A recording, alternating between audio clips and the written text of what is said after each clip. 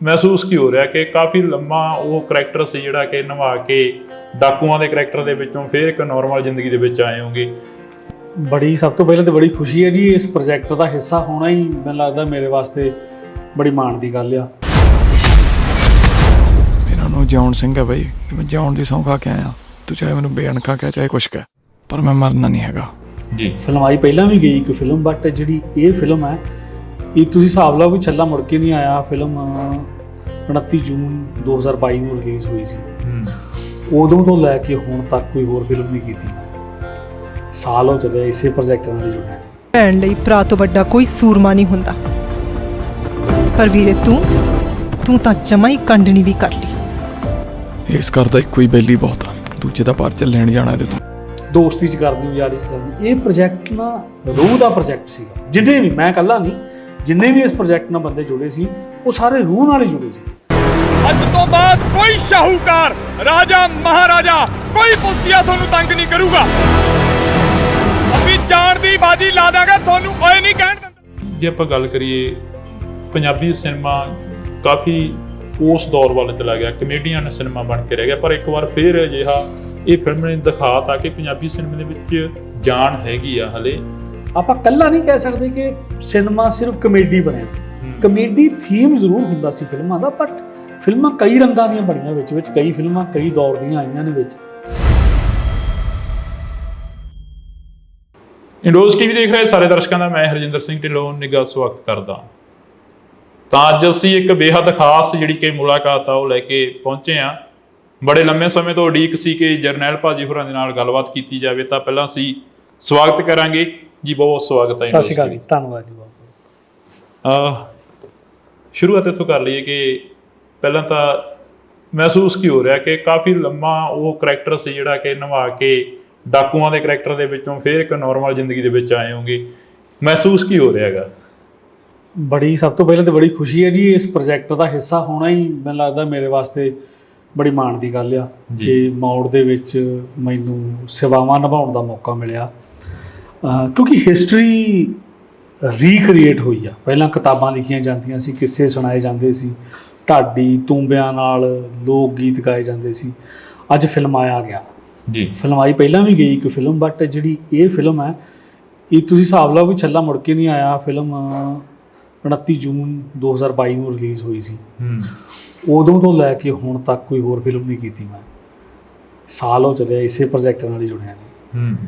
ਤੇ ਮਤਲਬ ਜੁੜਿਆ ਨਹੀਂ, ਪ੍ਰੋਜੈਕਟ ਨੇ ਜੋੜ ਲਿਆ ਆਪਣੇ ਨਾਲ ਜੀ। ਮੈਨੂੰ ਐਂ ਲੱਗਦਾ ਪ੍ਰੋਜੈਕਟ ਨੇ ਜੋੜ ਲਿਆ। ਕੁਝ ਪ੍ਰੋਜੈਕਟ ਇਹੋ ਜਿਹੇ ਹੁੰਦੇ ਜਿਹੜੇ ਤੁਸੀਂ ਪੈਸੇ ਲਈ ਕਰਦੇ ਹੋ, ਕੁਝ ਪ੍ਰੋਜੈਕਟ ਇਹੋ ਜਿਹੇ ਹੁੰਦੇ ਜਿਹੜੇ ਤੁਸੀਂ ਦੋਸਤੀ 'ਚ ਕਰਦੇ ਹੋ, ਯਾਰੀ 'ਚ ਕਰਦੇ ਹੋ। ਇਹ ਪ੍ਰੋਜੈਕਟ ਨਾ ਰੂਹ ਦਾ ਪ੍ਰੋਜੈਕਟ ਸੀਗਾ। ਜਿੰਨੇ ਵੀ, ਮੈਂ ਇਕੱਲਾ ਨਹੀਂ, ਜਿੰਨੇ ਵੀ ਇਸ ਪ੍ਰੋਜੈਕਟ ਨਾਲ ਬੰਦੇ ਜੁੜੇ ਸੀ ਉਹ ਸਾਰੇ ਰੂਹ ਨਾਲ ਹੀ ਜੁੜੇ ਸੀਗੇ। ਚਾਹੇ ਮੇਕਅਪ ਵਾਲਾ ਸੀ, ਚਾਹੇ ਕੋਈ ਸਫਾਈ ਕਰਮਚਾਰੀ ਸੀ, ਚਾਹੇ ਕੈਮਰੇ ਵਾਲਾ, ਐਕਸ਼ਨ ਵਾਲਾ, ਕੋਈ ਵੀ ਲਾ ਲਓ। ਹਰ ਬੰਦਾ ਰੂਹ ਤੋਂ ਜੁੜਿਆ ਸੀ ਇਸ ਪ੍ਰੋਜੈਕਟ ਨਾਲ ਕਿ ਯਾਰ ਵੀ ਮੌੜ ਦਾ ਹਿੱਸਾ ਬਣਨਾ। ਇੱਕ ਵਾਰੀ ਲੋਕਾਂ ਦੇ ਫੋਨ ਆਈ ਜਾਂਦੇ ਸੀ, ਹੁਣ ਤੱਕ ਫੋਨ ਆਈ ਜਾਂਦੇ ਸੀ ਵੀ ਯਾਰ ਕਿਤੇ ਕੋਈ ਸੀਨ ਤੁਸੀਂ ਰੀਸ਼ੂਟ ਕਰ ਰਹੇ ਹੋ ਤੇ ਯਾਰ ਕਿਤੇ ਮਾੜੇ ਜਿਹਾ ਪਾਸਿੰਗ ਹੀ ਦਵਾ ਦਿਓ ਪਿੱਛੋਂ, ਯਾਰ ਮੌੜ ਦਾ ਹਿੱਸਾ ਬਣਨਾ।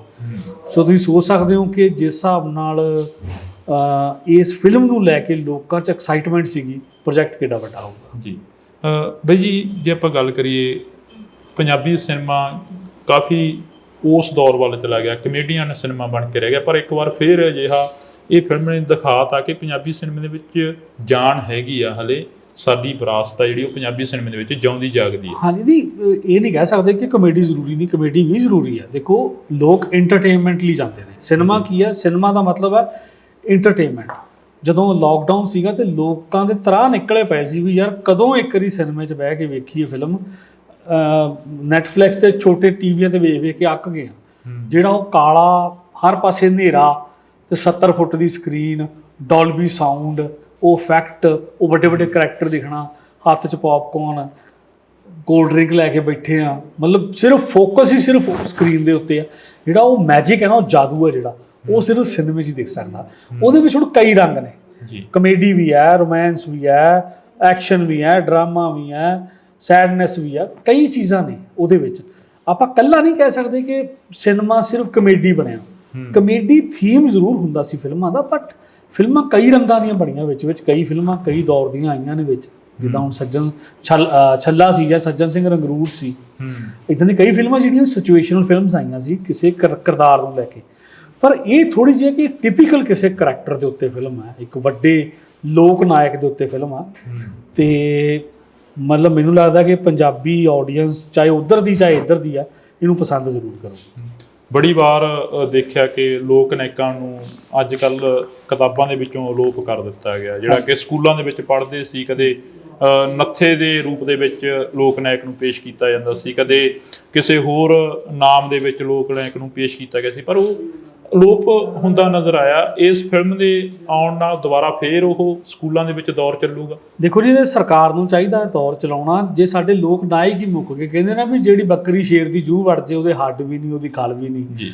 ਜਿਹੜੇ ਜਿਸ ਬਾਗ ਦਾ ਮਾਲੀ ਬੇਈਮਾਨ ਹੋ ਜੇ, ਉਹਦੇ ਫੁੱਲ ਵੀ ਨਹੀਂ, ਉਹਦੇ ਫਲ ਵੀ ਨਹੀਂ। ਜਿਸ ਕੌਮ ਦੀ ਰਗਾਂ ਚੋਂ ਗਈ ਗੈਰਤ, ਉਹ ਘੜੀ ਵੀ ਨਹੀਂ, ਉਹ ਪਲ ਵੀ ਨਹੀਂ। ਤੇ ਜਿਹੜੀ ਕੌਮ ਆਪਣਾ ਇਤਿਹਾਸ ਭੁੱਲ ਜੇ, ਉਹ ਅੱਜ ਵੀ ਨਹੀਂ ਤੇ ਕੱਲ ਵੀ ਨਹੀਂ। ਇਹ ਇਤਿਹਾਸ ਅਜੇ ਭੁੱਲ ਜਾਓਗੇ ਤੇ ਖਤਮ ਆ।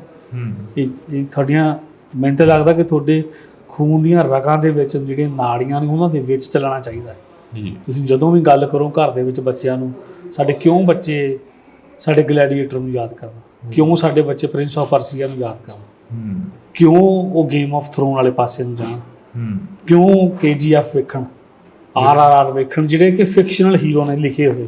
ਸਾਡੇ ਕੋਲ ਤਾਂ ਅਸਲੀ ਹੀਰੋ ਬੈਠੇ ਨੇ। ਬਿਲਕੁਲ ਹਜੇ ਤੇ ਮੈਨੂੰ ਲੱਗਦਾ ਕਿ ਪਹਿਲਾ ਪੰਨਾ ਵੀ ਨਹੀਂ ਲਿਖਿਆ ਗਿਆ।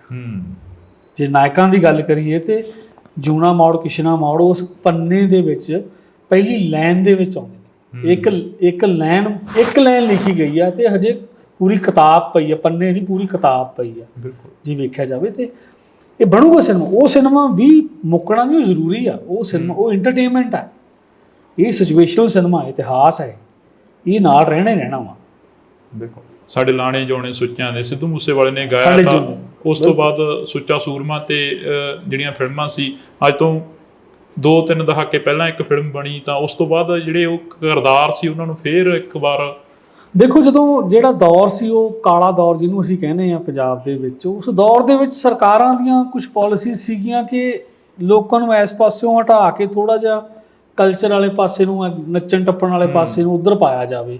ਉਹ ਗਿਆ, ਉਹ ਵੀ ਇੱਕ ਸਾਡਾ ਬਲੈਕ ਸ਼ੇਡ ਆ, ਪਰ ਉਹ ਨਾਲ ਰੰਗ ਰਹਿਣਾ ਆ। ਲੋਕਾਂ ਨੂੰ ਇੰਟਰਟੇਨਮੈਂਟ ਚਾਹੀਦਾ, ਲੋਕਾਂ ਨੂੰ ਹੱਸਣਾ ਨੱਚਣਾ ਟੱਪਣਾ ਚਾਹੀਦਾ, ਕਿਉਂਕਿ ਇਕੱਲੀਆਂ ਜੰਗਾਂ ਵੀ ਨਹੀਂ ਲੜੀਆਂ ਜਾ ਸਕਦੀਆਂ, ਇਕੱਲੇ ਕਿੱਸੇ ਵੀ ਨਹੀਂ ਗਾਏ ਜਾ ਸਕਦੇ, ਇਕੱਲਾ ਸਿਰਫ ਅਧਿਆਤਮ ਮਤਲਬ ਸਪਿਰਿਚੁਅਲਿਟੀ ਨਹੀਂ ਅਡਾਪਟ ਕੀਤੀ ਜਾ ਸਕਦੀ। ਇਹ ਸਾਰੇ ਸ਼ੇਡਸ ਨੇ ਜ਼ਿੰਦਗੀ ਦੇ, ਨਾਲ ਚੱਲਣੇ ਨੇ। ਅਸੀਂ ਤਲਵਾਰ ਵੀ ਚੁੱਕਦੇ ਹਾਂ, ਅਸੀਂ ਮਾਲਾ ਵੀ ਫੜਦੇ ਹਾਂ, ਅਸੀਂ ਸਾਡੇ ਪੈਰਾਂ ਦੇ ਵਿੱਚ ਨੱਚਣ ਦੀ ਤਾਲ ਵੀ ਰਹਿੰਦੀ ਹੈ ਨਾ। ਜੇ ਸਾਡੇ ਕੋਈ ਚੜ੍ਹ ਕੇ ਆਵੇ ਤੇ ਅਸੀਂ ਵੰਗਾਰਨ ਦੀ ਹਿੰਮਤ ਵੀ ਰੱਖਦੇ। ਇਹ ਸਾਡੇ ਸ਼ੇਡਸ ਨੇ, ਇਹ ਸਾਡੇ ਖੂਨ 'ਚ ਨੇ, ਇਹ ਸਾਡੇ ਜੀਨਸ ਵਿੱਚ ਨਾਲ ਟਰੈਵਲ ਕਰਦੇ ਆ। ਅਸੀਂ ਉਹ ਲੋਕ ਹਾਂ ਜਿਹੜੇ ਸੁਭਾਅ ਤੋਂ ਵਿਲੱਖਣ ਲੋਕ ਹਾਂ। ਅਸੀਂ ਦੁਨੀਆ ਦੇ ਵਿੱਚ ਅਸੀਂ ਮਿੰਟ 'ਚ ਤੱਤੇ ਹੋ ਜਾਂਦੇ ਹਾਂ ਤੇ ਅੱਧੇ ਸਕਿੰਟ 'ਚ ਠੰਡੇ ਵੀ ਹੋ ਜਾਂਦੇ ਹਾਂ। ਅਸੀਂ ਉਹ ਲੋਕ ਹਾਂ। ਸਾਡੇ ਅੰਦਰ ਬਾਬੇ ਨਾਨਕ ਨੇ, 10ਵੇਂ ਪਾਤਸ਼ਾਹ ਨੇ ਇੱਕ ਇਹੋ ਜਿਹਾ ਥਾਟ, ਇਹੋ ਜਿਹਾ ਮਤਲਬ ਕਿਰਦਾਰ ਪਾਤਾ ਨਾ, ਉਹ ਕਿਰਦਾਰ ਨੂੰ ਕੋਈ ਸਮਝ ਨਹੀਂ ਸਕਦਾ। ਅਸੀਂ ਆਪਣਿਆਂ ਨਾਲ ਹੀ ਲੜ ਪੈਂਦੇ ਹਾਂ ਤੇ ਆਪਣਿਆਂ ਦੇ ਨਾਲ ਹੀ ਖਲੋ ਜਾਂਦੇ, ਫਿਰ ਵੀ ਆਓ ਕਿਹੜਾ ਮੈਂ ਤੇ ਮਾਰ ਲਿਆ, ਤੂੰ ਹੱਥ ਲਾ ਕੇ ਵਿਖਾ। ਸੋ ਇਹ ਸਾਡੀ ਮੈਂਟੈਲਿਟੀ ਆ। ਬੜੀਆਂ ਕੋਸ਼ਿਸ਼ਾਂ ਕਰੀਆਂ ਜਾ ਰਹੀਆਂ ਨੇ ਪੰਜਾਬ ਨੂੰ ਦੱਬਿਆ ਜਾਵੇ। ਦੱਬੇ ਕਿੱਥੇ ਜਾਣੇ, ਇਹਨੂੰ ਕੋਈ ਆਪਣਾ ਹੀ ਦੱਬੂਗਾ, ਬਾਹਰੋਂ ਆ ਕੇ ਬਾਹਰੋਂ ਨਹੀਂ ਦੱਬ ਸਕਦਾ, ਕਿਉਂਕਿ 10ਵੇਂ ਪਾਤਸ਼ਾਹ ਨੇ ਨਾ ਸਭ ਨੂੰ ਬਾਦਸ਼ਾਹ ਬਣਾਤਾ ਉਹਨਾਂ ਨੇ। ਵੀ ਸਾਰੇ ਜਿਹੜਾ ਉਹ ਪੰਜਾਂ ਚੋਂ ਪੀ ਗਿਆ ਘੁੱਟ ਕੇ, ਉਹ ਸਾਰੇ ਹੀ ਬਾਦਸ਼ਾਹ ਨੇ। ਉਹ ਤਾਂ ਹੀ ਉਹਦੇ ਕੋਈ ਖਲੋਂਦਾ ਨਹੀਂ।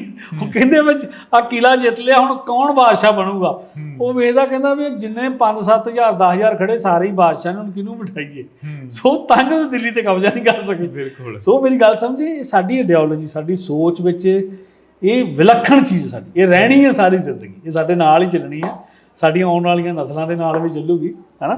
ਸੋ ਪਿੱਛੇ ਜੇ ਅੱਜ 2-2.5 ਸਾਲ ਪਹਿਲਾਂ ਦੀ ਗੱਲ ਆ, ਲੋਕ ਕਹਿੰਦੇ ਸੀ ਵੀ ਮੁੱਕ ਗਏ, ਹੈ ਨਾ, ਤੇ ਪਰ ਮੁੱਕੇ ਕਿੱਥੇ ਆ। ਦਿਖਾਤਾ, ਦਿੱਲੀ ਨੂੰ ਵੀ ਦਿਖਾਤਾ ਸੀ ਉਦੋਂ। ਦਿੱਲੀ ਦੀਆਂ ਸੜਕਾਂ ਤੇ ਫੇਰ ਗੱਜੇ। ਉਹ ਕਹਿੰਦੇ ਨੇ ਵੀ ਕਿਹੜੀ ਮਿੱਟੀ ਦੇ ਅਸੀਂ ਆ ਘੜੇ ਹੋਏ ਤੇ ਘੜਨ ਵਾਲਾ ਕੌਣ ਘੁਮਿਆਰ ਸਾਡਾ, ਹੈ ਨਾ। ਜ਼ੁਲਮ ਨਹੀਂ ਕਰਦੇ, ਜ਼ੁਲਮ ਨਹੀਂ ਸਹਿੰਦੇ, ਸੱਚਾ ਸੁੱਚਾ ਵਣਜ ਵਿਹਾਰ ਸਾਡਾ, ਜਿਹਦਾ ਸਾਥ ਦਈਏ ਉਹਦੇ ਲਈ ਮਰ ਜਾਈਏ, ਹੈ ਨਾ। ਲੋਕੀ ਐਵੇਂ ਨਹੀਂ ਕਰਦੇ ਸਤਿਕਾਰ ਸਾਡਾ, ਪਹਿਲਾਂ ਸਾਡੇ ਜਿਹਾ ਦੇਸ਼ ਦਾ ਕੋਈ ਬਣੇ ਦਰਦੀ, ਫਿਰ ਪਰਖੇ ਕੋਈ ਦੇਸ਼ ਪਿਆਰ ਸਾਡਾ। ਸਾਡੇ ਕੀ ਬਣ ਕੇ ਤੇ ਵੇਖੋ, ਤੁਹਾਨੂੰ ਫੇਰ ਪਤਾ ਲੱਗਣਾ। ਸੋ ਮੈਨੂੰ ਲੱਗਦਾ ਅੱਜ ਦਾ ਆਪਾਂ ਸਿਲਸਿਲਾ ਇੱਥੇ ਹੀ, ਮੈਂ ਨਿਕਲਣਾ ਅੱਜ ਜੀ ਆਪਾਂ ਬੈਠਾਂਗੇ, ਆਪਾਂ ਲੰਬੀ ਗੱਲ ਕਰਾਂਗੇ ਬਿਲਕੁਲ। ਹਨਾ, ਤੇ ਜੇ ਕੋਈ ਗਲਤੀ ਭੁੱਲ ਚੁੱਕ ਹੋਊਗੀ ਤਾਂ ਮਾਫੀ ਚਾਹੁੰਦਾ ਬਾਈ। ਨਹੀਂ ਤਾਂ ਅਸੀਂ ਬਾਈ ਹੋਰਾਂ ਦੇ ਨਾਲ ਥੋੜੀ ਜੀ ਸਾਂਝ ਪਾਉਣ ਦੀ ਕੋਸ਼ਿਸ਼ ਕੀਤੀ ਆ ਇੰਡੋਸ ਟੀਵੀ ਤੋਂ, ਕਿਉਂਕਿ 9 ਤਰੀਕ ਨੂੰ ਫਿਲਮ ਆ ਜਿਹੜੀ ਉਹ ਰਿਲੀਜ਼ ਹੋਣ ਜਾ ਰਹੀ ਆ ਮੌੜ, ਤਾਂ ਕਿ ਸਾਰਿਆਂ ਨੂੰ ਬਾਰ-ਬਾਰ ਅਪੀਲ ਕਰ ਰਹੇ ਹਾਂ ਕਿ ਇਸ ਦੇ ਵਿੱਚ ਨਵੇਂ ਕਰੈਕਟਰ ਦੇਖਣ ਨੂੰ ਮਿਲਣਗੇ, ਨਵੇਂ ਮੁੰਡਿਆਂ ਨੂੰ ਬਹੁਤ ਸਾਰਿਆਂ ਨੂੰ ਕੰਮ ਮਿਲਿਆ ਹੈਗਾ। ਤੇ ਮੌੜ ਫਿਲਮ ਜਿਹੜੀ ਕਿ ਬਾਈ ਐਮੀ ਵਿਰਕ, ਜਰਨੈਲ ਭਾਜੀ ਹੋਰੇ, ਤਾਂ ਬਾਈ ਦੇਵ ਖਰੋੜ, ਇਹਨਾਂ ਸਾਰਿਆਂ ਦਾ ਜਿਹੜੇ ਕਿ ਮਿਹਨਤ ਨੂੰ ਸਿਜਦਾ ਕਰਦੇ ਆ, ਤਾਂ ਜ਼ਰੂਰ ਦੇਖਣ ਜਾਇਓ ਸਿਨੇਮਾ ਘਰਾਂ ਦੇ ਵਿੱਚ। ਤਾਂ ਅਸੀਂ ਬਹੁਤ ਬਹੁਤ ਧੰਨਵਾਦ ਕਰਾਂਗੇ, ਕਿਉਂਕਿ ਜਾਣਾ ਸੀ ਨਹੀਂ ਤਾਂ ਬਹੁਤ ਲੰਬੀ ਵਿਚਾਰ ਚਰਚਾ ਹੋਣੀ ਸੀ ਜੀ। ਬਹੁਤ ਬਹੁਤ ਸ਼ੁਕਰੀਆ। ਥੈਂਕ ਯੂ ਜੀ, ਸਤਿ ਸ਼੍ਰੀ ਅਕਾਲ। Thank you. ਮਿਲਦੇ ਆਪਾਂ।